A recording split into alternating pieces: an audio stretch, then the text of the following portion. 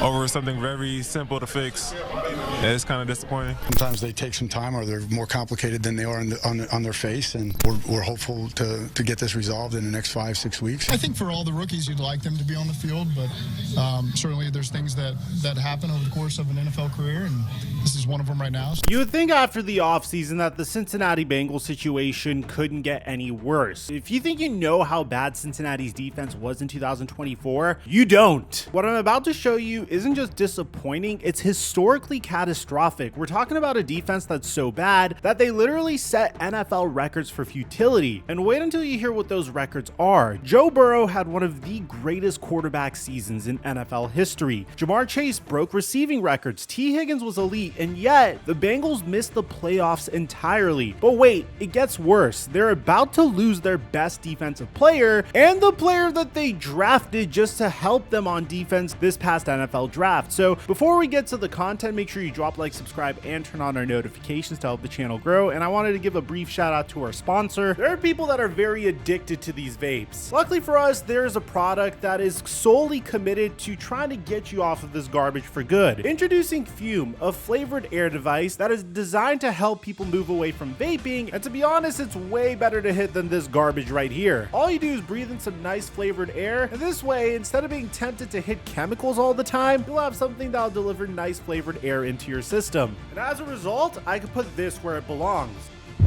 in the trash. My personal favorite flavor is crisp mint because it is super refreshing and it keeps me feeling sharp throughout the day. It's also really fun to play around with in your hands. And for a limited time, if you order the Journey Pack using my promo code Mikerophone, you'll get a free Fume Topper, which is an awesome accessory to help level up the experience. Click the link in the description down below or go to tryfume.com/microphone or scan the QR code on the screen to get yours today. And thank you, Fume, for the sponsor. Mic check 1 2 1 2. What's going on, everybody? Let's start with the latest drama surrounding the Cincinnati Bengals. Shemar Stewart, Cincinnati's 17th overall pick in the 2025 NFL Draft, is currently in the first major rookie holdout since Joey Bosa almost a decade ago. Now, the reason why this is so peculiar is because rookies can't negotiate their salaries. This isn't about money at all whatsoever, and this is why the Bengals look so bad for being in this situation. This is about something that is way more wild. The Bengals want to put language in Shemar Stewart's contract that would basically allow them to void all of his guaranteed money for the entire 4-year deal if he screws up even once. We're talking about a clause that says if Shemar Stewart gets in trouble in year 1, maybe gets a DUI, fails a drug test, or even just gets suspended for some stupid social media post, the Bengals can take away all of his guaranteed money for years 2, 3, and 4. And this gives you an idea of how truly desperate the Cincinnati Bengals are for salary cap space. Now, here's where it gets absolutely ridiculous. Last year, the Cincinnati Bengals drafted Amarius Mims with the 18th overall pick. That's one pick after where Shemar Stewart went this year. Mims got a completely normal rookie contract without any of this crazy language. So the Bengals are literally asking Stewart to accept worse terms than the guy who got drafted after him just 1 year ago. Now, Stewart's response makes a lot of sense here. The dude walked out of mandatory minicamp and said this.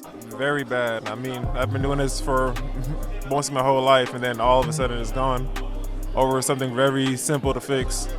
It's kind of disappointing. Have they given you any answers as to why they're choosing this year and you to set a new precedent?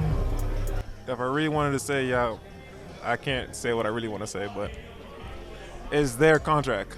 They could do what they want with it. Honestly, that's one of the coldest quotes I've heard from a rookie who hasn't even played a snap yet. And get this, Shemar Stewart has a nuclear option. If the Cincinnati Bengals don't back down, he can sit out the entire 2025 NFL season and re-enter the 2026 NFL Draft, where literally any team except the Cincinnati Bengals can pick him. Now, that's never happened before in NFL history, but Stewart's got the leverage to actually pull it off because he made decent money from NIL deals while he was at Texas A&M. The The kid is 6'5", 267 pounds. He ran a 4.59 40-yard dash at the combine with a 40-inch vertical jump. Those are Myles Garrett level athletic numbers. On top of that, the Bengals desperately need pass rushing help, especially with Trey Hendrickson trying to get out of town. But they're willing to lose their first-round pick over contract language they didn't even require from last year's first-rounder. And this looks even worse when you just take a look at where the Cincinnati Bengals are as a team. Cincinnati's best player on defense is Trey Hendrickson. This dude led the entire NFL with 17.5 sacks last season and was named a first-team All-Pro. He's 30 years old, in his prime, and is scheduled to make $15.8 million this year. The Bengals knew that they needed to extend Jamar Chase, T. Higgins, and Trey Hendrickson. And in my off-season content, I've said repeatedly that what the Bengals need to do is trade T. Higgins for a first or a second round draft pick, either depend more on Andre Josevich or draft another wide receiver in the NFL draft, and that way they can pay Trey Hendrickson. But instead, they decided to wait as long as possible, and meanwhile, the Bengals sat pat while they watched the edge rusher market get reset, first by Max Crosby and eventually by Myles Garrett, who got paid $40 million annually. And through it all, Trey Hendrickson said he wanted to remain a Bengal, but he would understand if the Bengals ended up needing to trade him. You know, you don't want to become a distraction for the team because inevitably the goal is to win a Super Bowl for Cincinnati. If it's something that we can agree on in terms, that would be great. Ideally, my wife and I would love to stay in Cincinnati. If it's something that helps the Bengals win a Super Bowl, if they get picks or anything, I want to help win a Super Bowl for Cincinnati if I'm there or not. And as a result, the Bengals have been a huge subject to scrutiny. I mean, Andrew Whitworth decimated them for the way they handled this situation. The Bengals are never going to, issue out lots of guarantees and contracts. And unfortunately, they've just continued to be way behind times in that spot. You're going to always get left behind in these situations. Continuously, they've let big free agents leave, but then they've also not been able to replace them. Make a decision. Pay the guy, move on from the guy, but stop letting it just linger in the locker room. And what's really funny is the way Joe Burrow wanted to handle this. I mean, right after the season ended, this was his take on how the Bengals needed to retain Trey Hendrickson. We started this whole thing together. We came in together and we've built this thing from the ground up. You don't want to make a habit of letting great players get out of the building, just like I said earlier in the week. T's a great player, does everything the right way. You just can't let him get out of the building. And it seemed like Burrow was just completely delusional in regards to how to keep this team together. You have the faith in the Brown family and the Bengals organization so that they don't waste these prime years of a generational quarterback? Yeah, I do. We have the cap space to get it done. Right. Everybody involved, Trey, T, Jamar, Mike G, we all want to stay together.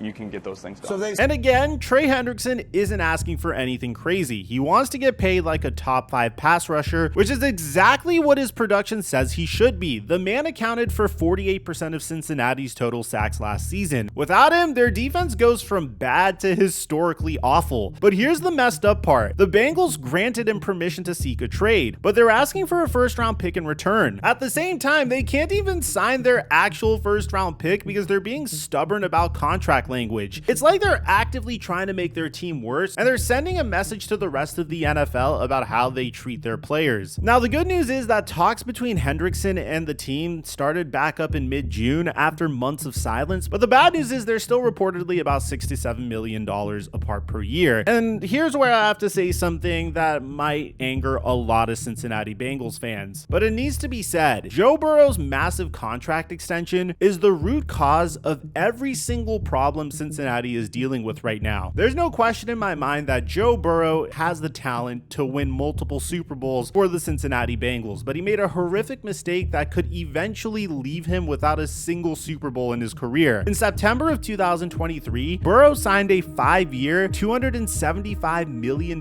contract extension with $219 million guaranteed. That's $55 million per year, and his cap hit for 2025 is $46.1 million. To put that in perspective, Joe Burrow alone is eating up 16.5% of Cincinnati's entire salary cap. But here's what really pisses me off about this whole situation. Yeah, Joe Burrow had leverage, but he also had a choice. He could have followed the Tom Brady model and taken a team-friendly deal that would have allowed Cincinnati to build a championship roster around him. Instead, he chose to reset the quarterback market and prioritize his own bank account over team success. success. And don't tell me that Joe Burrow wouldn't have the ability to easily make up the deficit in endorsements. With love and respect to Patrick Mahomes, I believe Joe Burrow is infinitely more marketable than he is, but you only get those types of deals if you experience tremendous success in the NFL. And Joe Burrow came extremely close to experiencing that type of success already when he was on a rookie scale contract. Tom Brady consistently took below market deals throughout his Patriots career, and analysts estimate he left between $60 to $100 million on the table over his entire career. What did Tom Brady get in return? 7 Super Bowl rings. Meanwhile, Joe Burrow got his bag, and Cincinnati can't afford to keep their best defensive player. Even Patrick Mahomes, who's won multiple Super Bowls and is arguably the best quarterback in the league, has been taking team-friendly deals and restructuring his contract to give Kansas City more salary cap flexibility. Mahomes literally said his priority is winning rings rather than making money at this point. But not Joe Burrow. He needed to be the highest paid player in NFL history at the time, even though he's never won a playoff game without Ja'Marr Chase having a monster performance. And now, look where we are. And I could easily sit back and give you vague numbers about how Joe Burrow screwed over the Bengals, but we need to do a deep dive for you guys to truly understand how bad this is. Joe Burrow, Ja'Marr Chase, and T. Higgins are combining for $93.73 million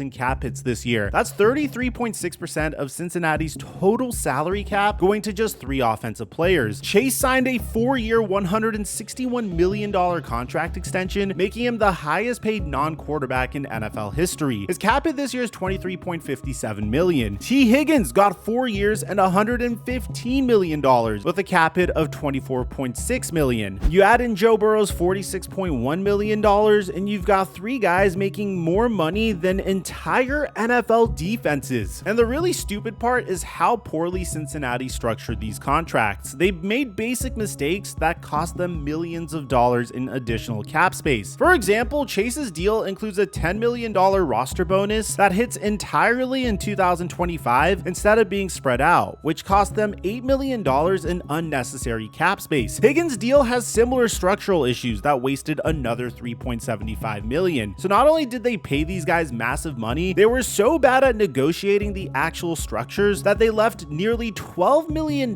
in potential cap savings on the table. That's enough money to have kept a solid veteran player or two. And when you take a look at the Cincinnati Bengals, you know that they desperately need it. And you don't need to go that far into history to realize how badly this screws over the Bengals. 2021 is easily the most successful Cincinnati Bengals season in recent memory. They made it all the way to the Super Bowl and came very close to defeating the Los Angeles Rams. But during that year, they also had one of the best defenses in the league. A huge reason for that was Jessie Bates III, their all-pro safety who was the highest rated player on the team during that magical season. Whereas Jessie Bates now, he's playing for the Atlanta Falcons on a 4-year, $64 million contract. Cincinnati couldn't afford to keep him because they were saving all their money for Burrow's extension. So they lost their best defensive player to pay their quarterback. And now their defense is ranked 25 in the league. They also lost DJ Reader, their nose tackle who anchored the run defense, to the Detroit Lions. Cincinnati literally cited losing Reader as one of the main reasons their defense struggled so badly in 2024. Again, they couldn't afford to keep him because all of their money went to the offense. And now they're about to lose Trey Hendrickson, who led the entire NFL in sacks, because they can't afford to pay him market value. Do you see the pattern here? Every good defensive player they've had has either left for more money elsewhere or is trying to leave because Cincinnati can't afford to pay both sides of the ball. Meanwhile, teams like the Kansas City Chiefs and Philadelphia Eagles managed to pay their quarterbacks and still maintain competitive rosters on both sides of the ball. Do you know why? Because their quarterbacks care more about winning championships than setting salary records, and their general managers know how to negotiate these contracts. I've praised Howie Roseman for how quickly he was able to extend Devontae Smith and AJ Brown before the wide receiver market exploded, and allocating those funds elsewhere to improve the team. Which brings me to the biggest problem the Cincinnati Bengals have: their front office. Katie Blackburn, who handles contract negotiations for Cincinnati, has a reputation around the league for being stubborn and cheap in all the wrong ways. The woman literally said that Trey Hendrickson should just be happy with whatever they offer him. That's not negotiating, that's being delusional and not understanding how the market works. But here's the thing that really shows you how backwards this organization is. They're notorious for not guaranteeing money beyond the first year of veteran contracts. But then they turned around and gave Joe Burrow $219 million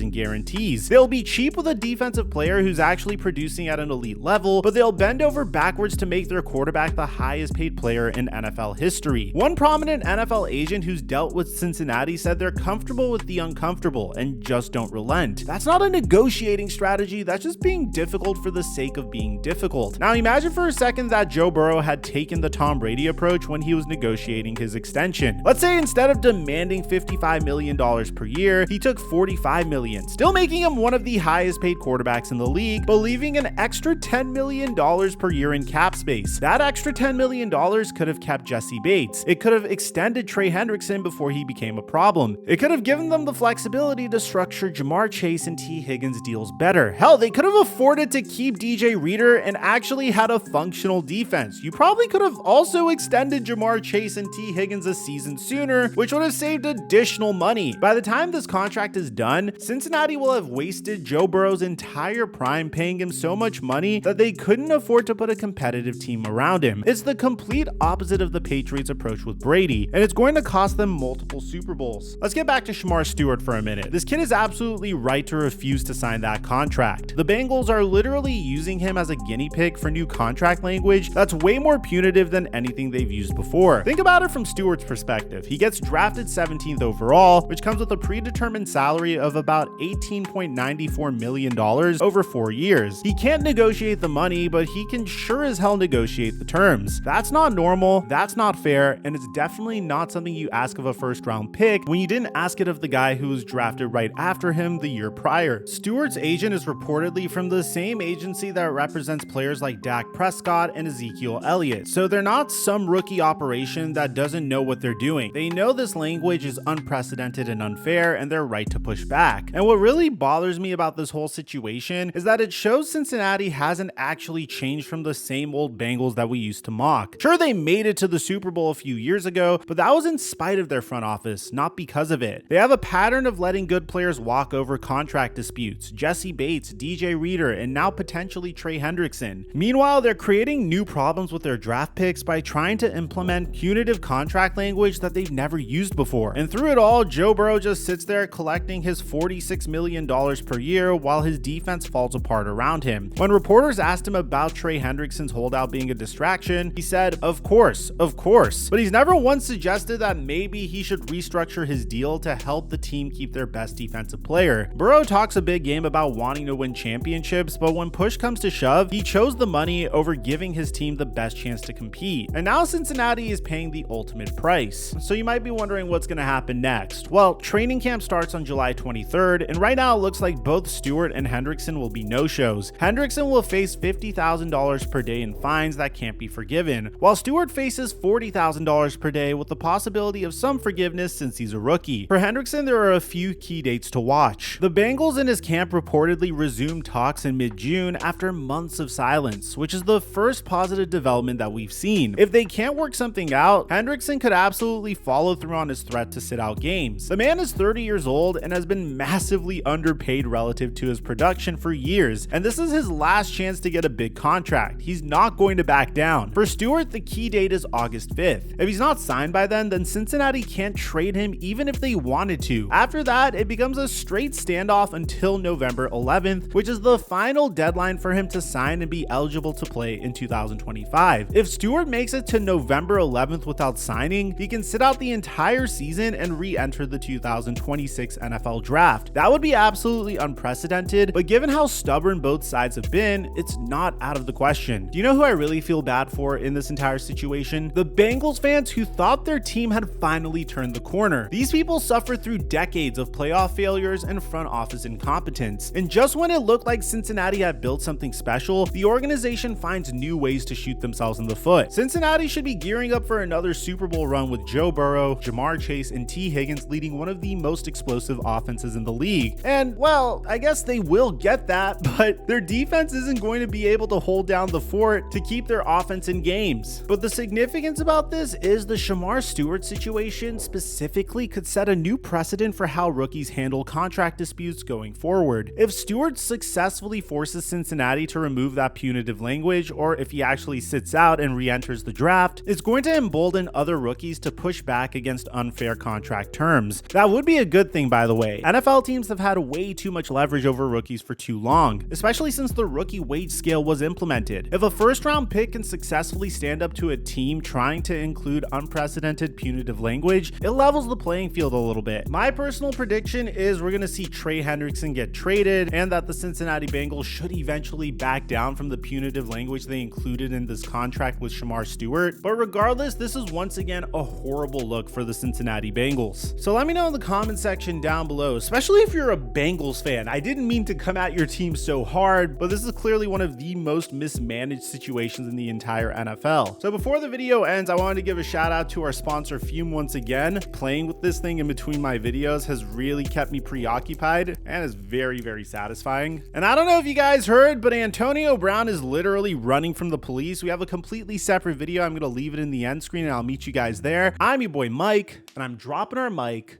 until our next upload.